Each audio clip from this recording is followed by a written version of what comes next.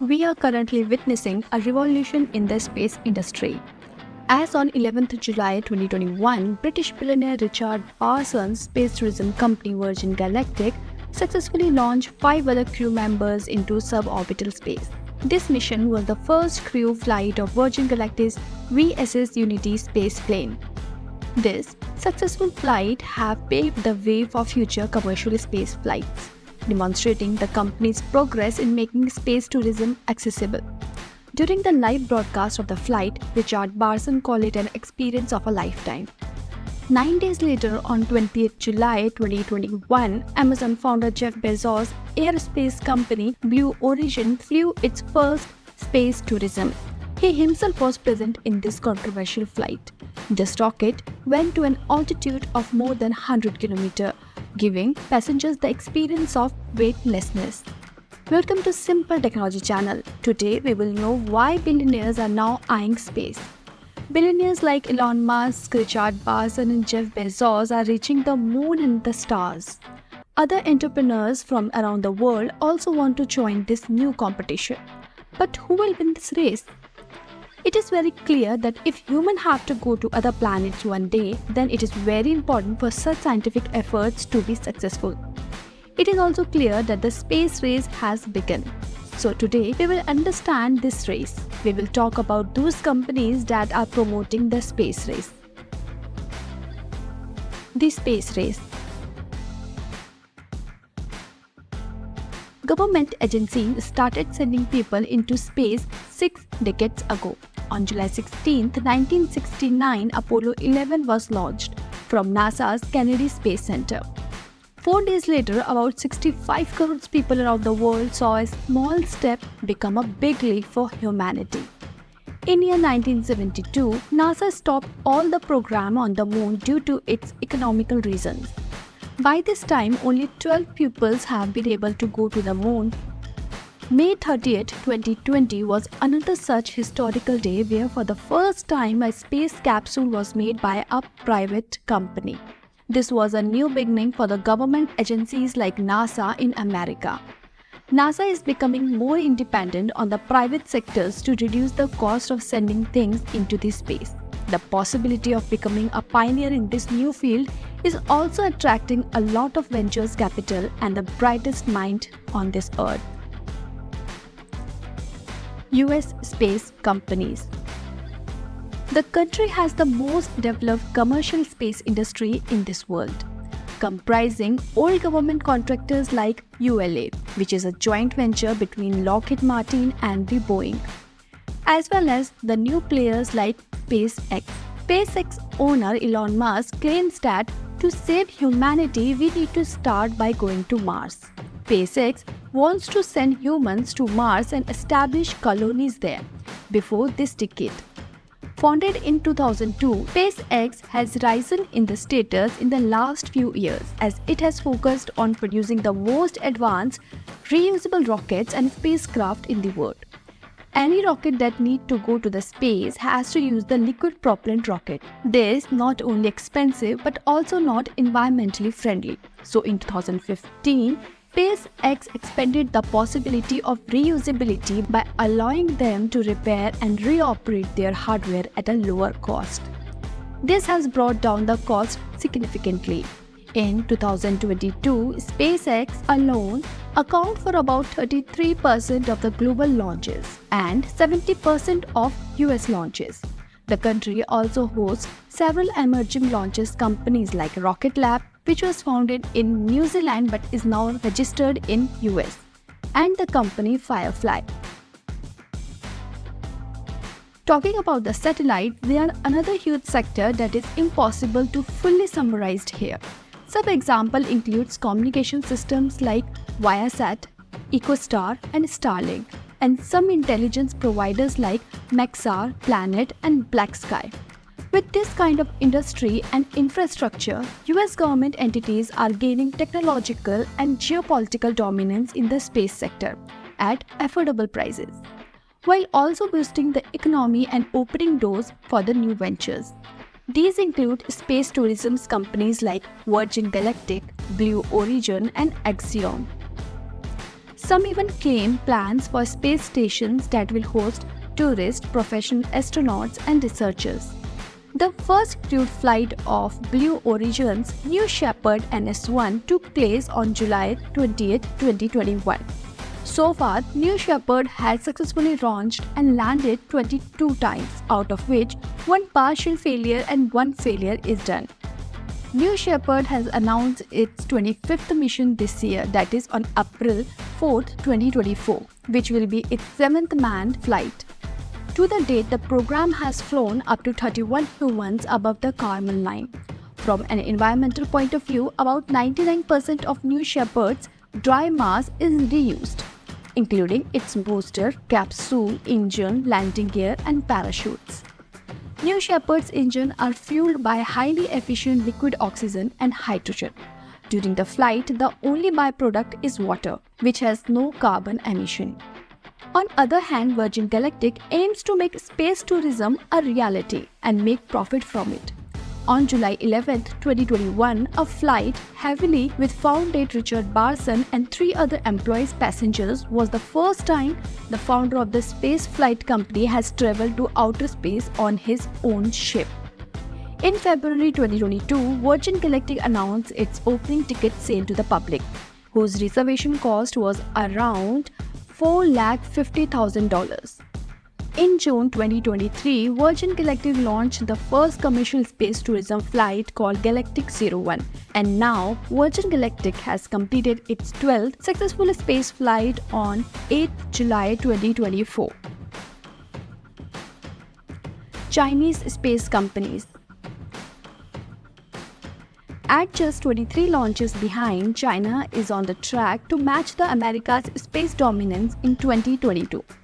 China's launches included nearly the entire Long March rocket series operated by China Aerospace, Science and Technological Corporation. More recently, the private launch companies have been claiming a share of Chinese launch market after the government opened the door for such venture in 2014.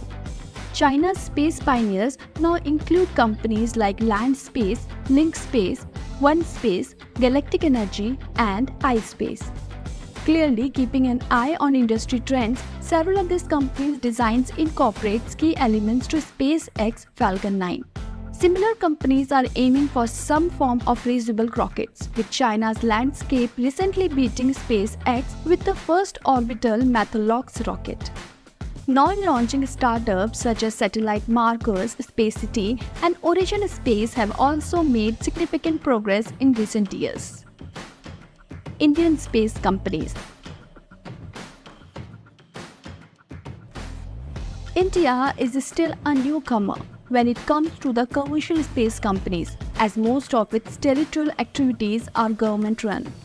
While rockets operated by Indian agencies, India's Space Research Organization, that is known as ISRO, are relatively cheap and are often used for commercial purpose. The year 2020 has been a reshuffling for the sector, as it allows private players to join the space. With this newly emerging industry, most of India's space startups are still finding their feet, but that doesn't mean that the sector is stagnant. Rocket startup companies like Skyroot successfully launches its first test vehicles, that is, India's first private space flight in November 2022. With the goal of eventually offering regular flights of its Vikram series of low-cost, non-reusable micro-launchers designed for the rapid deployment. Competitor like Agnikul vehicle is ready for the customization, promising different configuration of the rocket based on the payload and access to multiple launch sites. Beyond launch rockets, several satellite startups are also making progress.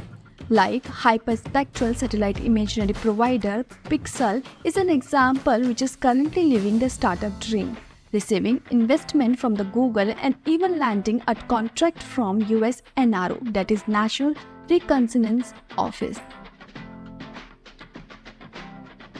Impact of space companies on society and industry. Privatization of sectors that were almost exclusively controlled by governments is nothing new, and its efforts can be seen in various applications of US planning.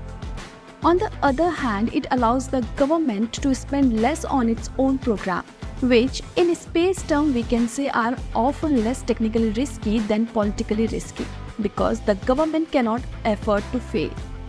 As seen in various examples of outsourcing, this accountability of government is reducing in some way as a result of technology. While this conundrum is prevalent in the space sector, it also means that some of the best space companies can pursue risky projects without suffering the full brunt of the political backlash. The service then can be purchased by the government, which often pays for less than the cost of state-run development. A good example is the SpaceX Falcon 9, which was the risky design that was initially nearly impossible for the officials to approve, but now it is the US government's go-to project. In contrast, as seen in the programs such as NASA's Artemis, outsourcing work to the contractor creates jobs and economical growth, even if the program progresses relatively slowly. This highlights the fact that the impressive industry numbers do not necessarily point to cosmic prowess. Still, other interests in the space are like geopolitical, scientific, and commercial. All demand more innovative and enable new, even risky ideas to be pursued. Future of space industry. While the US is changing the landscape as the space industry grows, other countries and regions are following the suit. As a result, this pattern is unlikely to stop anytime soon. It's also hard to say how SpaceX's grip on the industry could diminish, especially if its moonshot rocket Starship delivers on its promises. Although it may face some competition from the companies like Rocket Lab, which other startups from companies and Europe may eventually join, but they are still in their early stages. Russia too supports a few space companies, but it's still behind in the large-scale commercial space sector, and also it has been isolated by most of the Western world. As a result, many of the Russian former customers for cheap, reliable Soyuz rockets come elsewhere, mostly in the US, further diminishing its role in the industry. While talking about China and its space flight and commercialization are both likely to grow rapidly. US restrictions on collaboration and cooperation with China have slowed its goal of becoming an international space tech giant. The competition between the US and China is a part of modern space race in which both are competing to outdo each other. This is leading to the growing militarization of space, which primarily in the US and commercial companies are helping to bring about. The prospect is dire, especially given the past effect of the outsourcing is international conflicts. However, it is clear to see how this ambitions reflect on the industry, with various launches and satellite providers gearing their services to government and military use. Alongside this space race, however, both superpowers are retrieving for their next prize, that is the moon. When or if that happens, it could shape the industry of the future in the same way that the geopolitical importance of orbit is shaping the region today. Commercial sources of technology such as mining, in situ sources utilization, and deep space transportations have already been quoted by the US government, and this pattern is likely to continue if the space race develops in its way. In turn, the industry's increased focus on lunar technology could encourage other businesses to develop even more advanced technology and boost commercial opportunities. Imagining what this could eventually look like is further complicated by the international space laws, which are currently vague and outdated. They have also little effect that the US created its own set of rules known as the Artemis Accords, which 28 countries have now signed.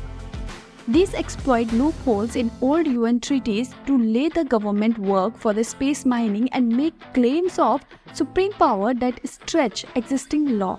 Furthermore, gathering signatories to the accords in the exchange of participation in NASA's Artemis program helps the US establish a bloc-like coalitions that nations will be reluctant to leave, allowing it to establish new norms for space exploration and counter rival powers.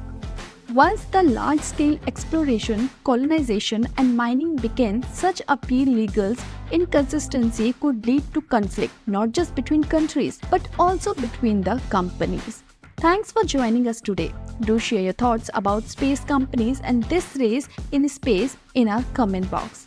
Like and subscribe if you like today's content, and it really helps us to grow along with our channel. Do not forget to press the notification bell for more such mind-spending content. Till next time, keep exploring and stay curious.